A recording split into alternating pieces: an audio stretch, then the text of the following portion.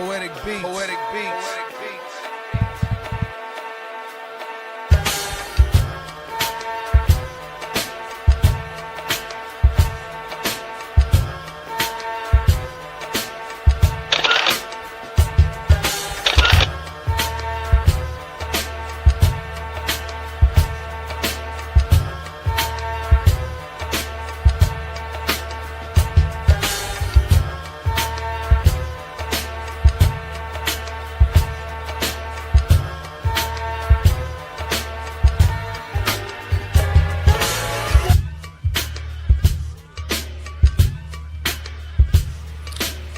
This is First GenXers. Poetic beats. Poetic beats.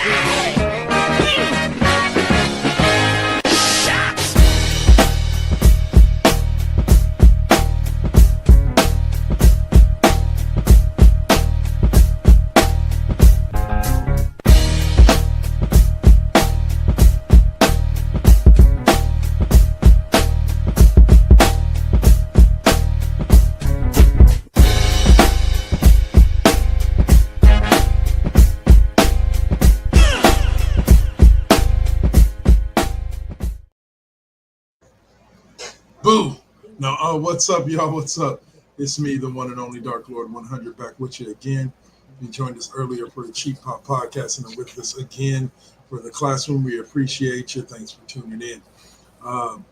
Along with me today, two of my favorite co-hosts, the one and only Mr. Swab. How you doing, sir? What's up, man? And the one and only O'Malley. What's up? So is this what they mean when they say I'm there with you in spirit?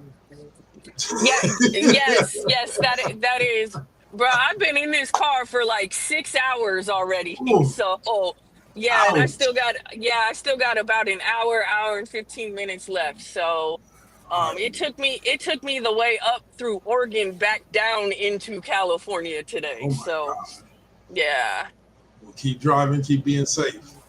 yep. I want to say. All right, so y'all, what's up? Home stretch. Home stretch. Yes. I want to say. All right, so first and foremost, as always, got to plug the Facebook page. You can find us on facebook.com. Search. You just look for the classroom featuring and follow us for much information, clips from the show, and various sports articles. All right. So, as always, guys, we've got, to challenge your minds as we go through this show. So what we're going to do here is we're going to start with a sports quiz question. The first question is, which franchise is the first in WNBA history to win 4 championships? Back to the easy ones, huh? Yeah, back to the easy ones. And we'll come back to that at the end of the segment. All right, so first thing we're going to do is just take a quick overlook at this week's NFL Week 3 action that, to me, was highlighted by, unfortunately for a friend of mine, watching the Green Bay Packers lose a game to the Cleveland Browns. That Sorry. really should have been a blowout. But I can't even really say it should have been a blowout because Cleveland's, they mentioned it a bunch of times during the game. Cleveland's defense is the number one statistical defense in the league this year so far through 2 games. So wait, hold on. I just got to clarify this. That is a highlight for you over the Bears beating Dallas? Just clarifying. being that Green Bay was the one team that knocked everybody out of saying that the Niners had a chance of going anywhere this year.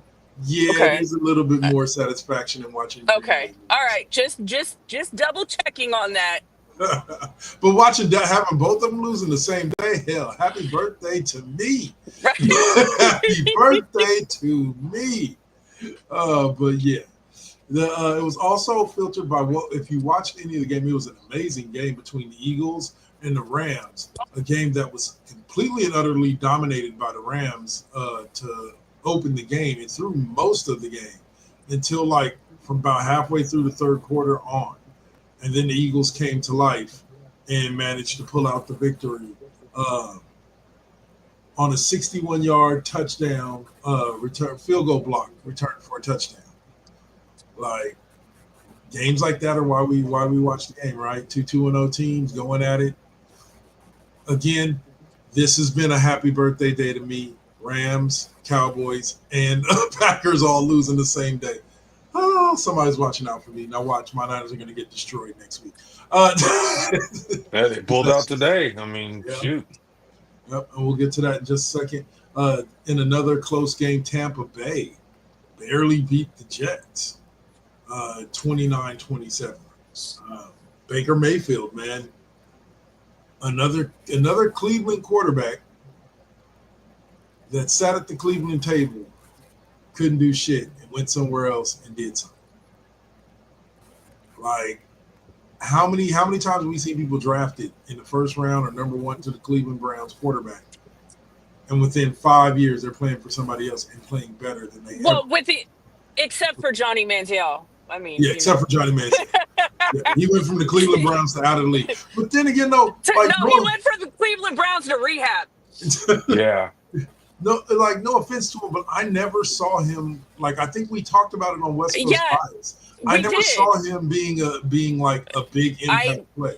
I didn't either, and I was very vocal about that. And people told me I didn't know what the fuck I was talking about, and I said I literally saw this kid play in college. Don't tell me I don't know what the fuck I'm talking about.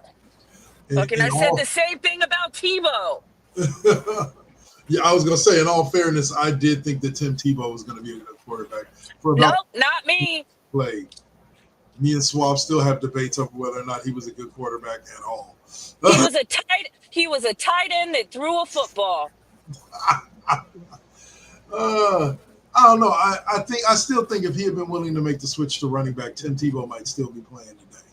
If John Elway had not been mad that the fans called him out when Tebow took them to the one and done playoff run and they brought in Peyton Manning, I mean, Tim Tebow should have been Peyton Manning's backup and been the heir apparent, essentially learning from Peyton Manning. But John Elway was upset that the fans called him out. He let his ego get in the way, and thankfully for everybody else that was rooting for Tim Tebow, and I hated Tim Tebow in college, but I loved him as a pro. I mean, John Elway's ego killed Tim Tebow's career. I'll say this. Well, I mean, go ahead.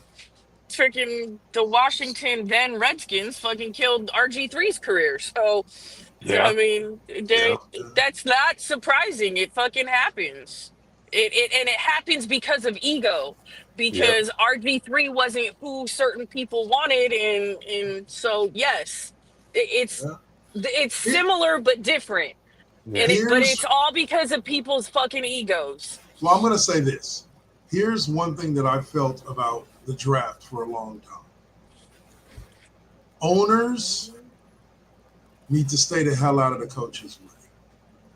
Go sit in the skybox and watch. You should not be having any say on who this team drafts, because bottom line, the coach is the one that's got to coach it. And if he doesn't fit the coach's system, you might end up ruining somebody's career trying to shoehorn them into a system that don't work, or end up losing your offensive coordinator or head coach because they don't know how to scheme a playbook around this kid. I'll take that a step further. And for situations where the coach, because sometimes there are some teams where the coach has also been the general manager. In the case where that is not the case, the front office also needs to stay the fuck out of the draft. Yeah. For the same reason. Because they're not down there coaching these guys. Bill Parcells said, hey, how you going to let me cook and not buy the groceries? Yeah. Yep. There you go. And so it's just, I think that it's ruined a lot of kids' careers because kids got drafted to places that they had no business being drafted to, and they weren't the incoming coaches, like, you know what I'm saying, pick, so they end up getting lost in the shuffle. Or in the case of Alex Smith and Jim Harbaugh, it works. That one rare time when it actually works and the quarterback actually gets a chance to shine and show what he can do until he gets injured. That took a lot of years. Yeah. Well, I think if the 49ers were anywhere near as good as they were after the moves that Harbaugh made that first year, when Alex Smith had gotten there, I think we would have seen a better version of Alex Smith. But Well, remember people, Alex Smith? Alex Smith was like a 6, 7 year veteran when Harbaugh got there. He was yeah, actually a pick by can't remember that Mike damn Nolan, coach's name. Yeah, Mike Nolan. Nolan. Yep, Yep. because it was Nolan who got hired immediately after Erickson went 2-14.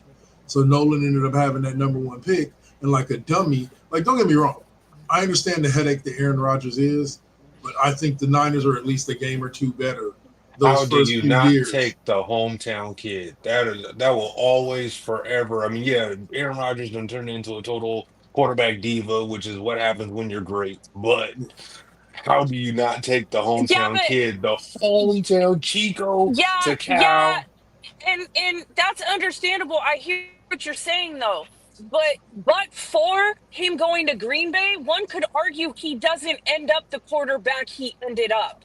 It's possible. It's possible. Unless you I, believe For that his talent was greater than the pieces around him. But part I, of it isn't just that. Part of it isn't just the talent or the coaching or any of that, because that also gave him something to prove. It put a chip on his shoulder. It made him play different.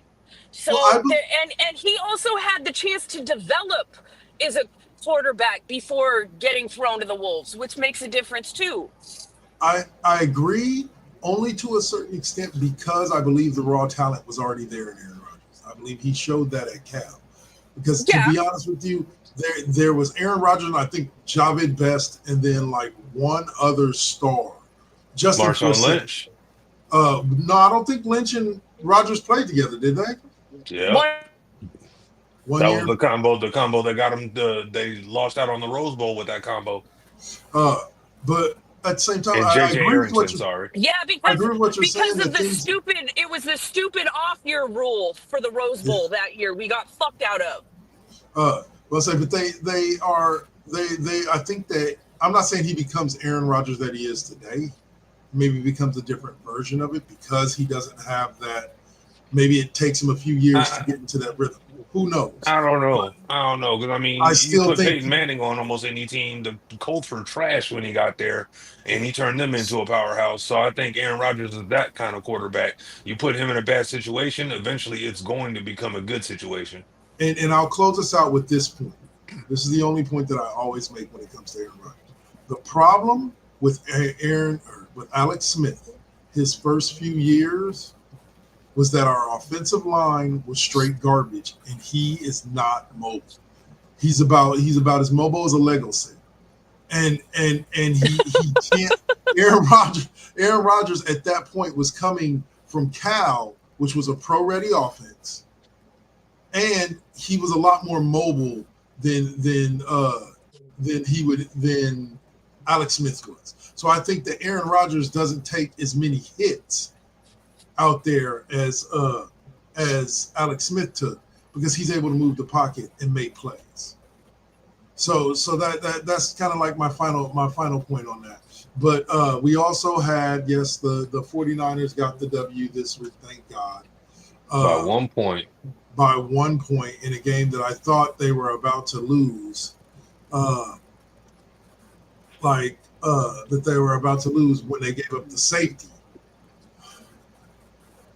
That oh God, that had me wanting to swing on the fences on that one. But yeah, they ended up winning it 16-15 on new kicker Eddie Pinheiro's 40-yarder.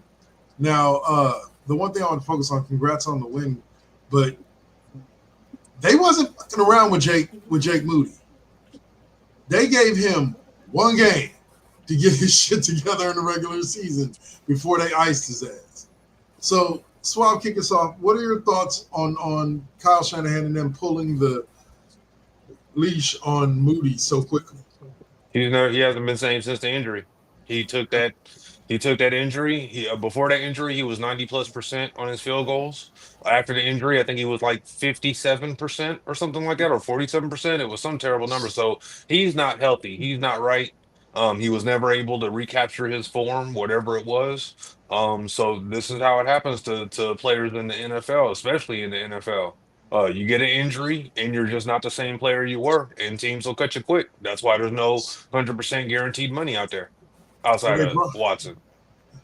they brought the dumbest contract ever signed. I want to say. Oh no! If anybody needs fully guaranteed contracts, it should be the NFL versus all of the other leagues. But Yeah. yeah, I digress. But you digress. All right. So this is out of last week, but the Washington Commanders unfortunately invested some money in Austin Eckler during this last offseason, snatching him away from the Chargers. Yeah, Achilles. And was it game 2 that it happened? Yeah, yes, it was last week. Like first quarter, I believe. Oh man. Poor Austin. Like I hate when people go to situations that should be really good for them and you're like, yeah, dude, you're finally gonna get your shot. Like he was the man in as far as running backs go in what was it, in San LA? Diego? Yeah. In San Diego. Yeah. But like here was his chance to really shine, to be that dude and help protect a young quarterback. And Washington is extremely lucky that they ended up with that kid that they drafted, Weststein, what's his name? He scored a touchdown today against the Raiders. That rookie kid. They are lucky that they got him and can afford to lose Eckler because they got talent behind him, because Eckler is a beast. He's a McCaffrey light type beast where he can get you some yards on the ground and he can catch the ball out of the backfield. So the Washington Commanders are going to be missing somebody, but it didn't look like it today as they beat down on the Raiders. What was it, 34-20? I think it might have been 40. Yeah. It was 41-24. Oh, my God. I was lucky to get what I got out of Geno Smith. And the only reason why they came up to 24 was because they were playing against the third string in the end. Yeah. All I can say is, well, look, looks like a brand new team with the same old Raiders. Let's hope that changes at some point. It won't. I mean, they're playing a playoff team. Playoff teams on, running high. They got a phenom. So I mean, those guys on the Raiders, especially on the offensive side, their first year players all playing together. They haven't really found their rhythm, so to speak. So they're going to cough up games like this. Actually, bro, I have to rewind that for you on one bit. Washington was without their starting quarterback and their starting running back. Yep. Oh, that's right. Jaden Daniels. Jaden Daniels didn't play. Yeah, it was Marcus Mariota who did that to them today. Yes. Marcus Mariota he is a good quarterback. He deserves actually to be a starter somewhere, and he had a hell of a fucking game. Starter. Yes, he had a hell of a game. Cam Ward didn't look bad out there.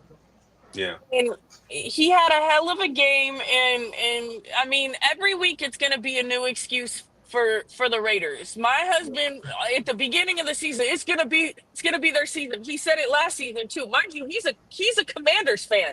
It's gonna be their season. No, it's not, sir. They're gonna fuck up like they do every year. I promise you. He's like, nah. You're just mad. You're just a hater. You're just mad. No, you're just a hater. I've been going through this since I was a kid. Even when I wasn't hating, because I'm still fucking pissed, and this is the biggest curse that is now with them right now. And so I'm loving every fucking minute of it, because they're still the same year after year. They're getting everybody's hopes up that this is the year. They've got Geno Smith, they got Pete Carroll, they've got Jenty, they've got freaking Brock Bowers, they've got Jacoby Meyer, they've got freaking Max Crosby. But you know what? They're still shitting the fucking bed. Hey, and that's another thing. How many backup quarterbacks have been performing well?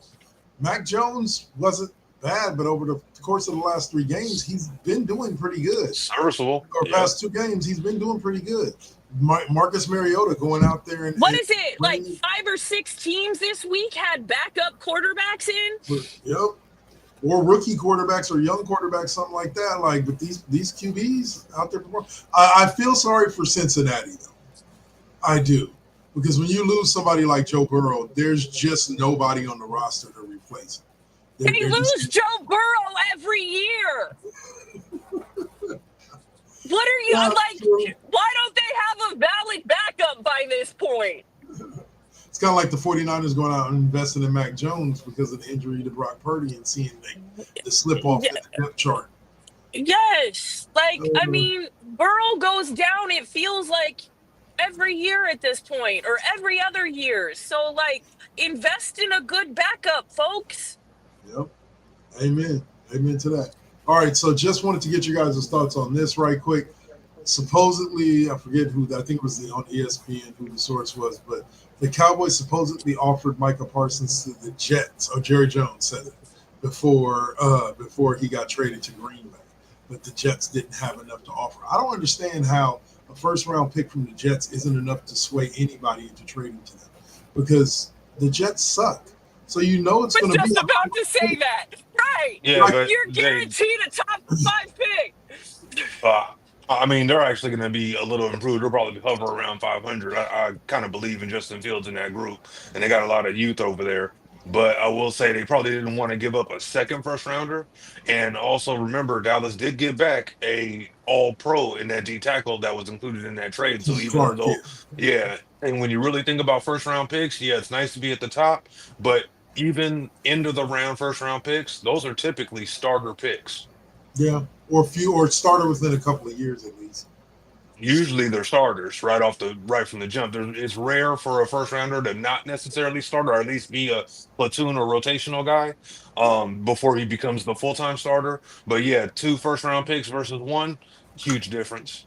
Plus the all pro guy they got in return. All right. So just a quick various topic subject to throw at you before we move on to the second half.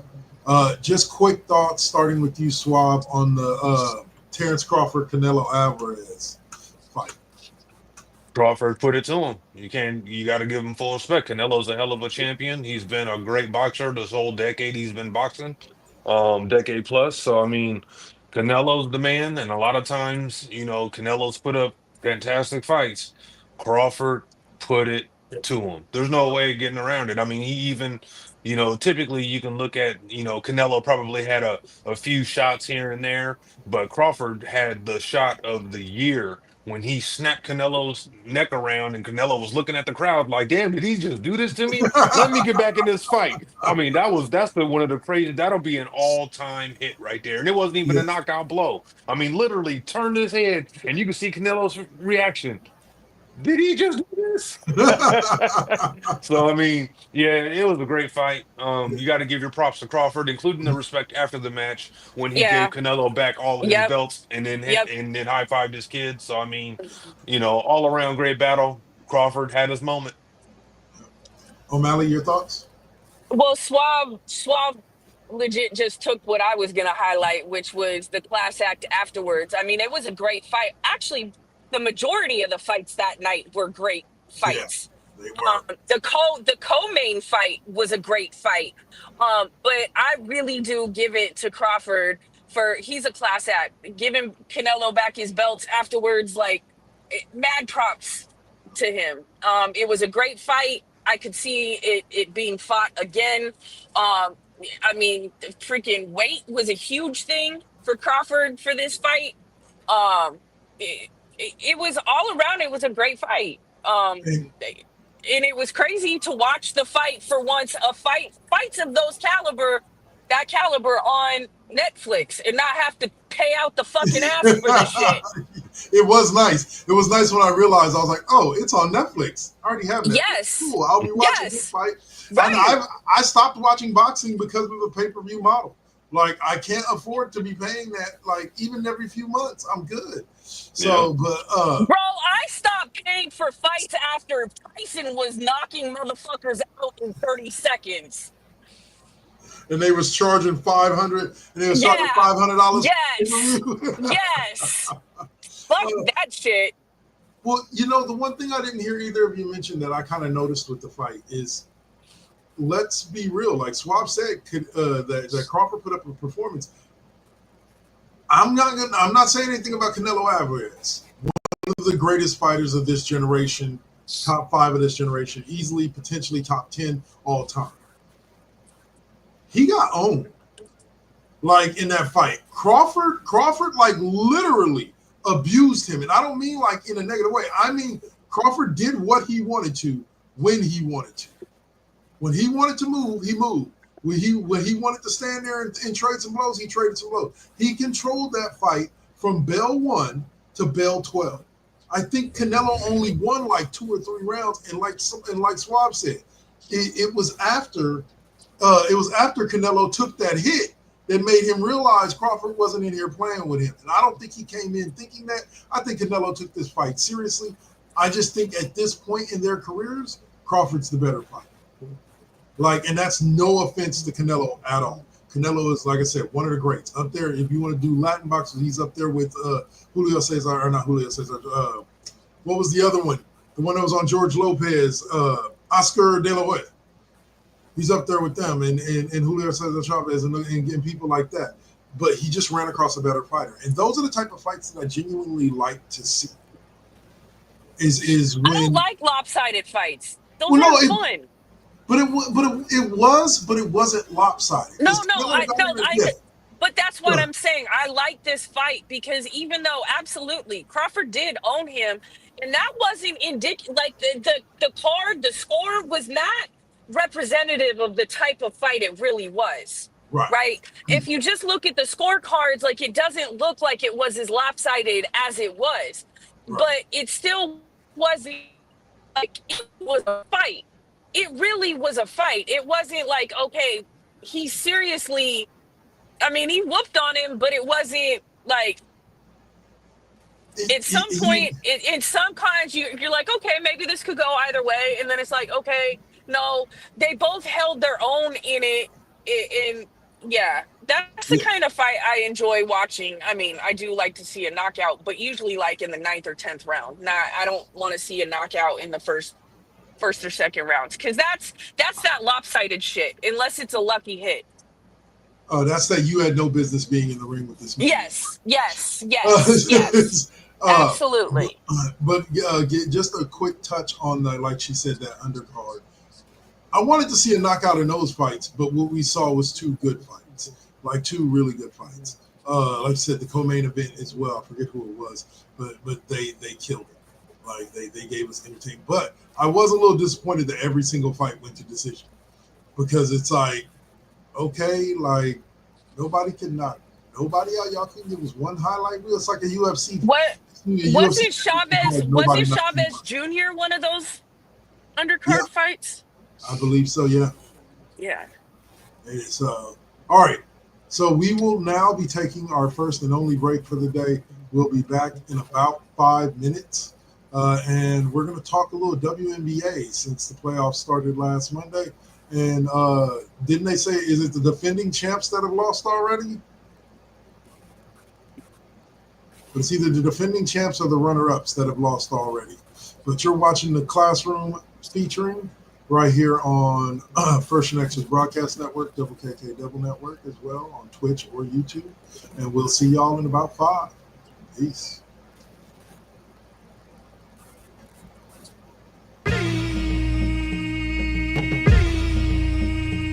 This is now versus then. This is now versus then. Get on your mark, let's go. This is now versus then. Burning up your radio, still turning up the heat with Poetic on the flow. Got you moving to the beats with the Saint as your host. Shout out the collective, hold it down, we gon' clown, that's the lesson. Where Generation X meets Generation Next, with them bangers from the east to the south to the west. Yeah, this how we do it in Sacktown. Slide to the studio, yup, it goes down. Everybody fall through. These beats gon' pound, waking the game up, told you it goes down. And this is only the intro. Turn the mics on, shout out to my kinfo. Where you at, y'all? Let's get this started. Turn down for what, we about to start the party. Let's go, let's go, let's go, let's go. This is now versus then. This is now versus then.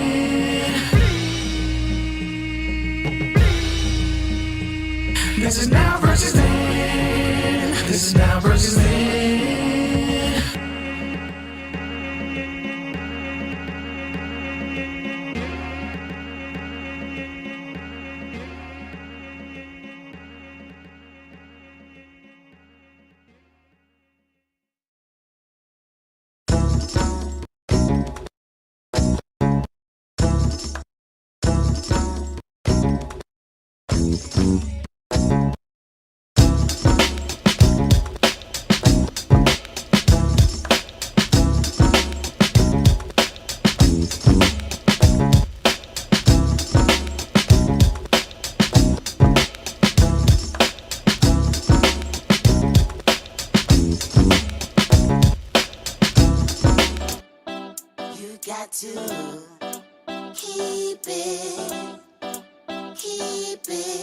You got to keep it lovely. You got to keep it. Keep it. You got to keep it lovely. Success comes right after the struggle. I ain't even giving up on whatever I wanted. The tragedies I've seen, I can't even stomach. Most of y'all weak as shit and would've started running. Every time I make it back to the crib, I'm thankful the Most High let me see all of it. Grateful I'm lovely, and I'm being real with this. Please don't judge me, I'ma stay on my shit. I'ma keep a grind mode button, push it, make it do something. No balls for me, cause I'm a loose cannon. I get to choose camera, switch it up, look up a new banner. Keep smoking on that banner.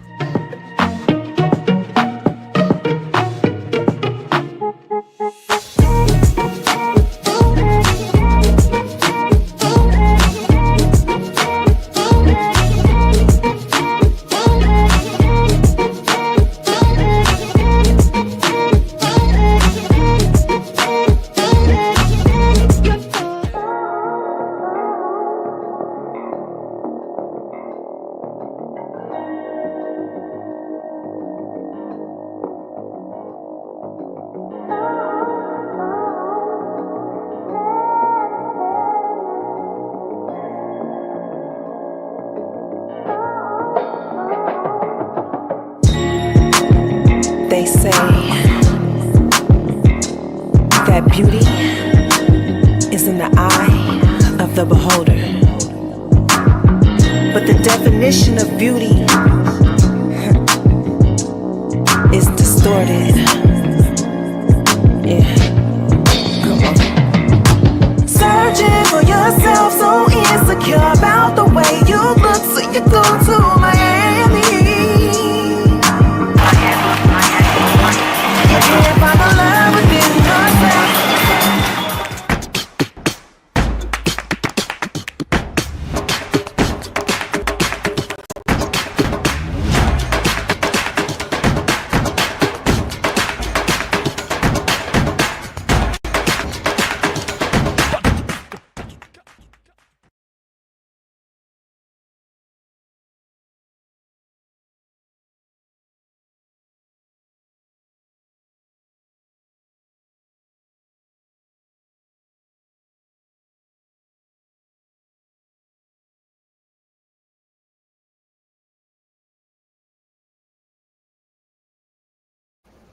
Sorry about that. Left something burning up. Didn't mean to. All right, so now we're all unmuted. There we go. All right, so first we're going to get the answer to that sports question or quiz question for the day, which was, which franchise is the first in WNBA history to win 4 championships? The answer? Houston Comets. O'Malley? Oh, wait a minute. Cooper, Swoops, Tina Thompson. Man. O'Malley, you got an answer or no? I my answer would just be a guess at this point, and so Okay. my answer, but while I was muted, was fuck if I know. All right. Well, the answer to the question is the Minnesota Lynx, winning one in 2011, 2013, 2015, and 2017. All right. So here's one that's more from our age of sports question quiz and WNBA knowledge. Lisa Leslie made history in 2002 by becoming the first WNBA player to do what? I'll let y'all think of it while we jump into some WNBA knowledge now. We are now in the WNBA semifinals. In the last round, the Valkyries, who were 23 and 21 to close the season, ended up making it as the 8th seed. First expansion franchise to do it, and then quickly got swept out 101-72 and 75-74 by the Minnesota Lynx, by the number 1 seeded Minnesota Lynx. Well, I mean, they made history, and then that was that. That was that. I'm all good with it. Like I said, there are some times in life in which I'm good with the team that I want to win and lose. And that is when I never really expected them to do much in the first place. Like, no offense to the Valkyries, I believe they played well, but even they themselves referred to themselves as just basically a ragtag group of girls. that was kind of thrown together from between overseas players and some players from the States. Give them a couple of years, they'll be that I one, mean, that two. shit. Next year, that's gonna change next year, especially with as much as their fans have showed up and shown out. Yep, I agree. Like they set the all time record for attendance in a season and average attendance per game. So let's go. As Pat McAfee would say, let's go. Uh, so come on, man. There we go. All right, and then we also had the what was it?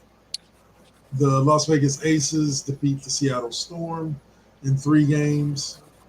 Pretty much expected. Asia Wilson from the Vegas Aces won the MVP today.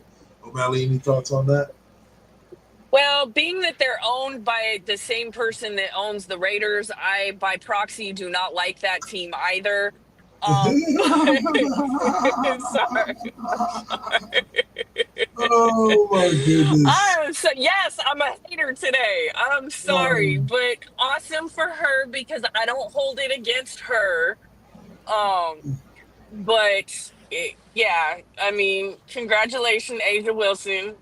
But other than that, like whatever. All right, and the Caitlin Clarkless Indiana Fever dropped the number 3 seed Atlanta Dream in three games, 2-1. Some would say that the Indiana Fever didn't have no business being in the playoffs in the first place, but here they are moving on to the second round. Suave, your thoughts about this up and coming team kind of busting through? Great to do it without your top player.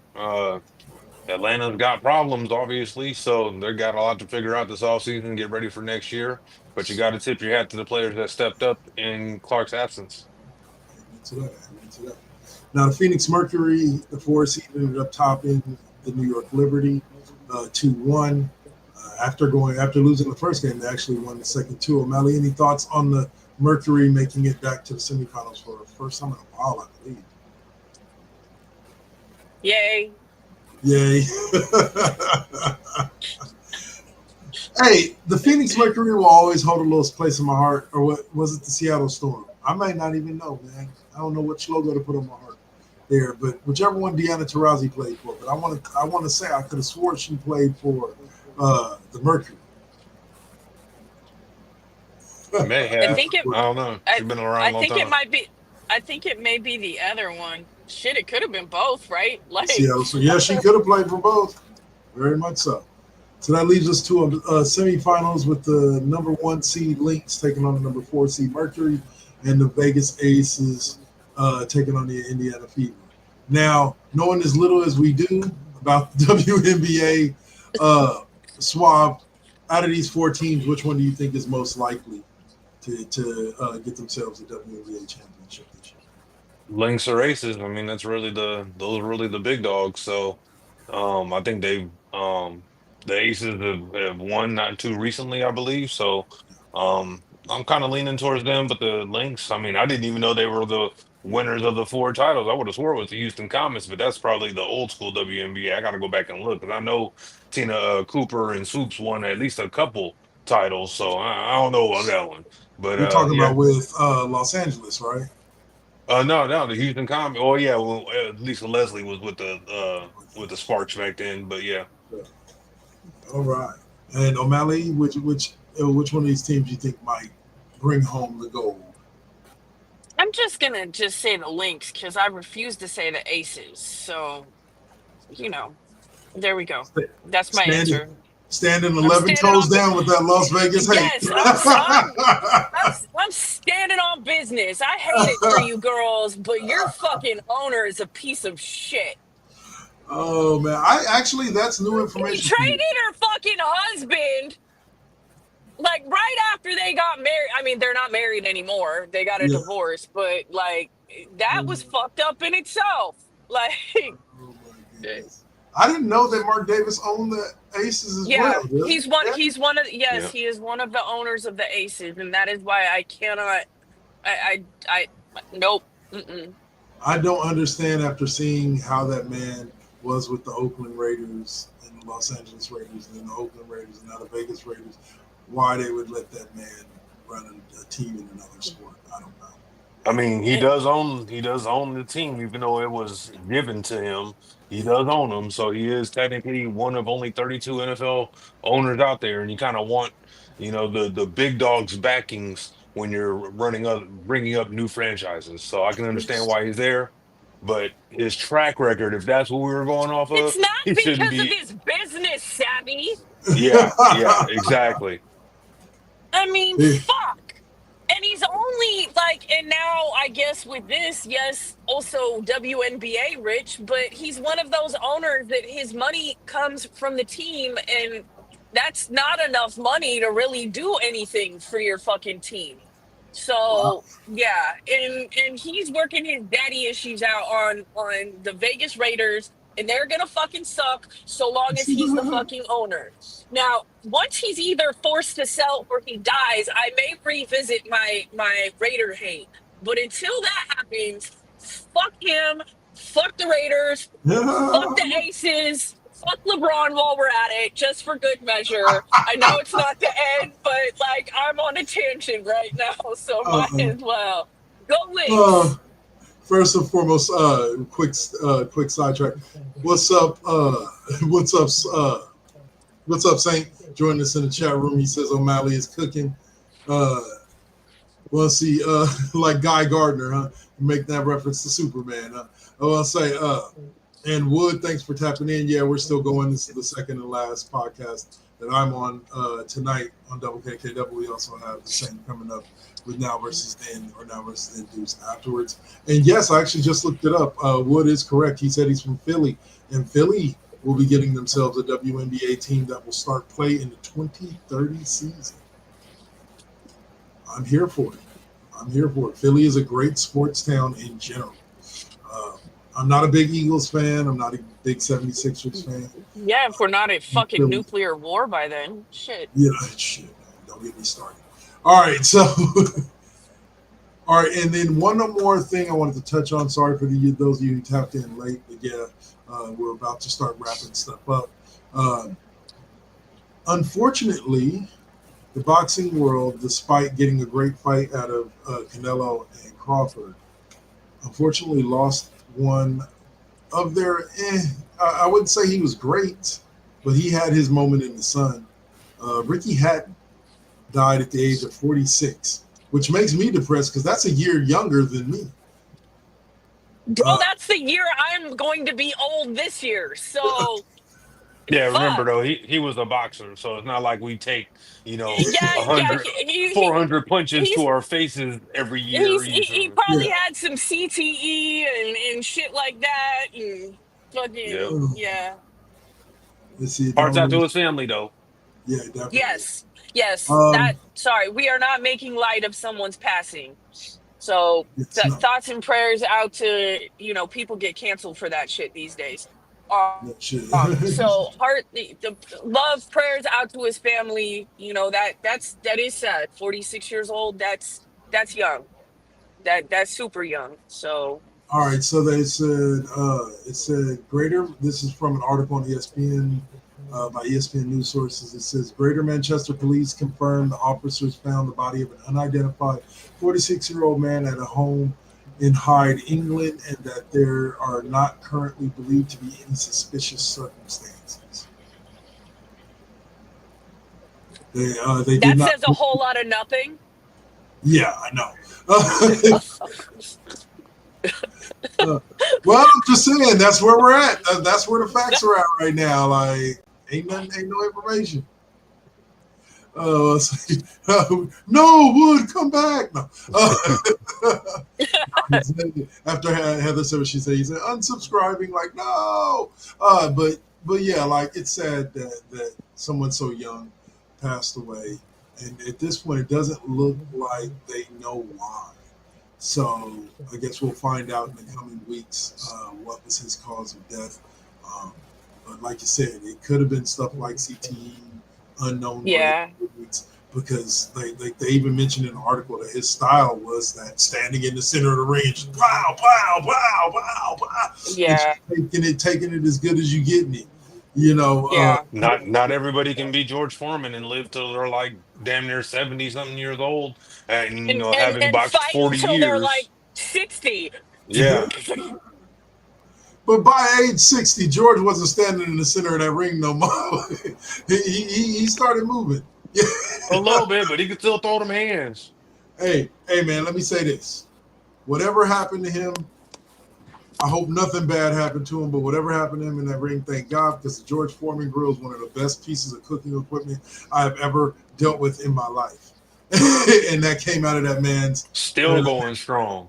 You know, so looks like we lost O'Malley, unfortunately.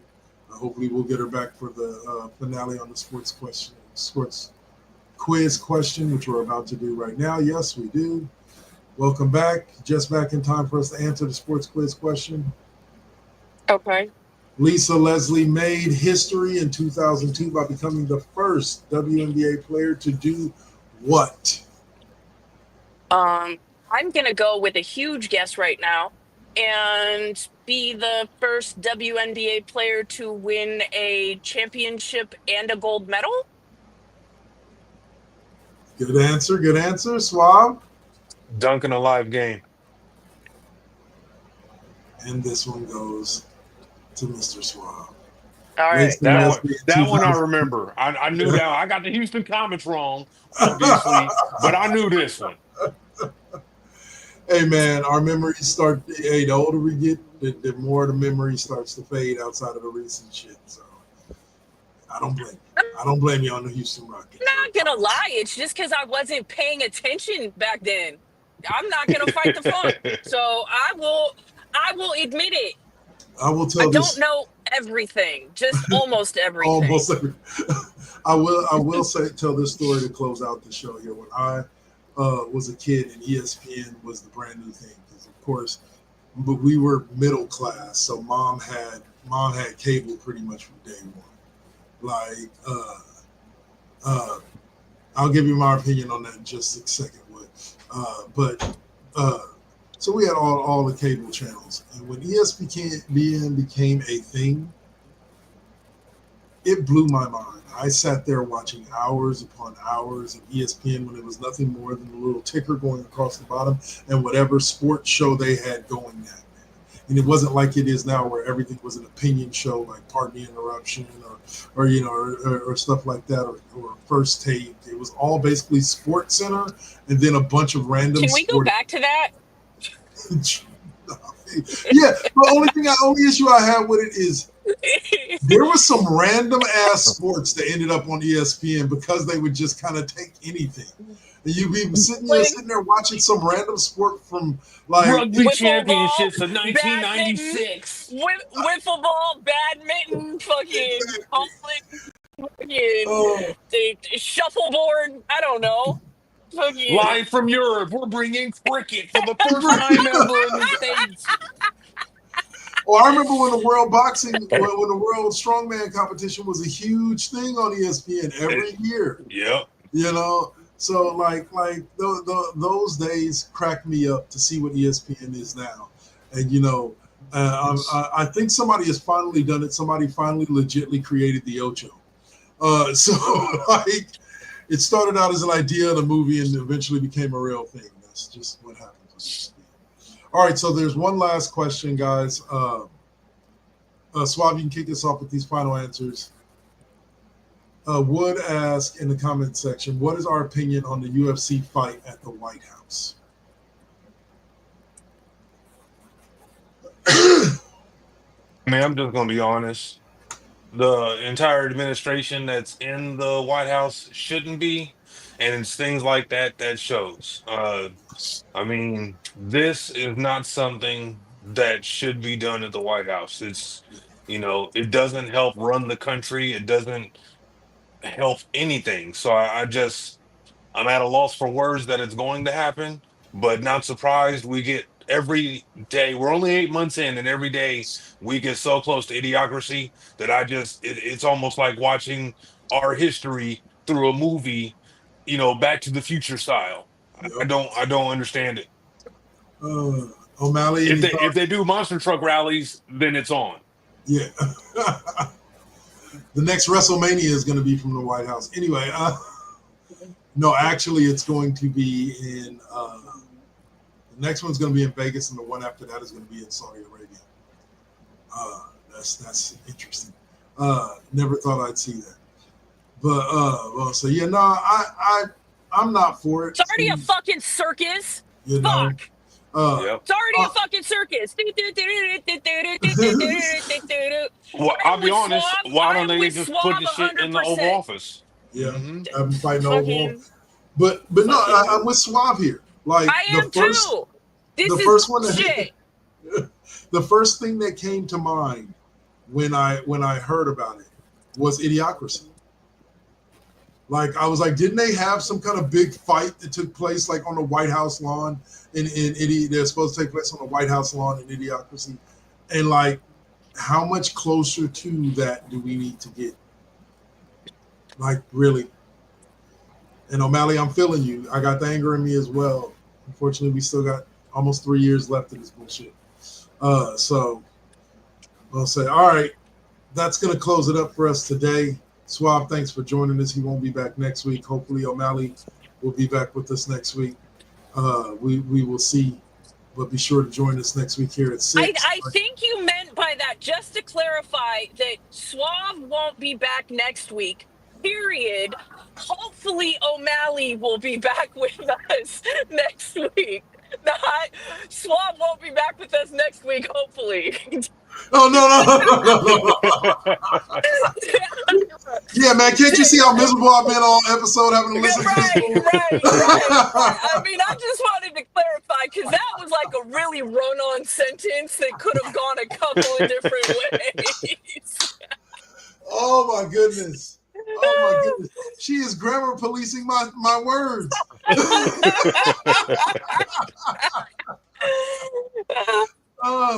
Oh my God. Love it. Well, say Wood compliments O'Malley by saying she is very impressive. We think so too. That's why she's been doing this with us for almost a decade. Thank you both of you for being with us tonight. O'Malley, please close us out as always. First of all, it's been over a decade.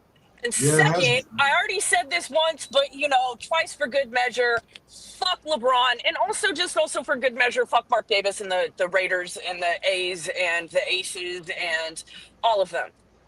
Anybody in the Las Vegas immediate era. Fuck you, you're cool, fuck you, I'm out.